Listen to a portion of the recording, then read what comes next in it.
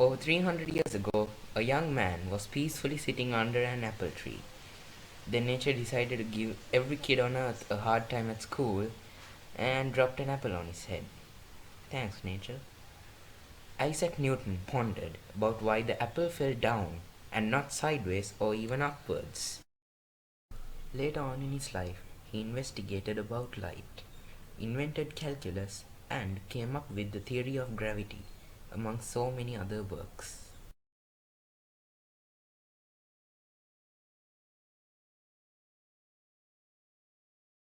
In this video, we are going to talk about his 3 laws of motion.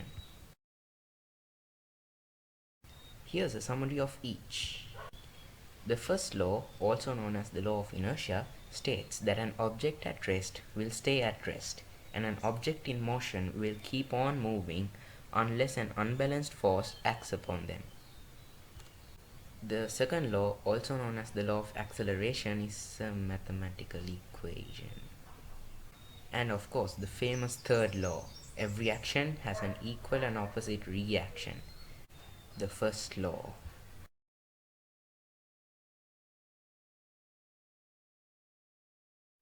For example, the ball here is completely still or at rest until she pushes it. The unbalanced force will cause it to move in the direction she pushed. And in this context, friction causes it to stop. The second law.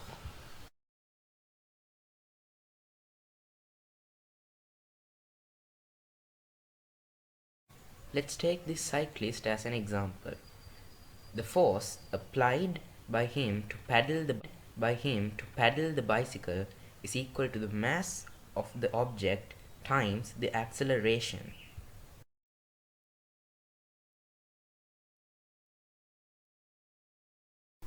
Let's use a car engine as another example. The mass of the car is 1500 kilograms and it is accelerating forward at a speed of 10 meters per square second.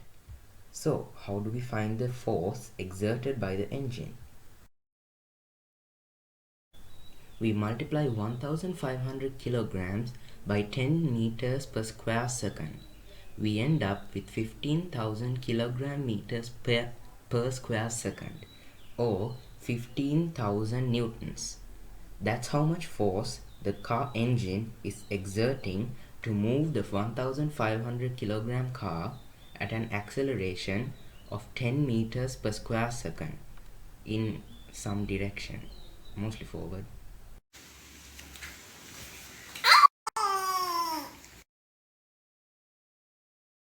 In this example, the action is the air being pushed out of the back of the balloon, and the reaction is the balloon and plane being moved in the opposite direction.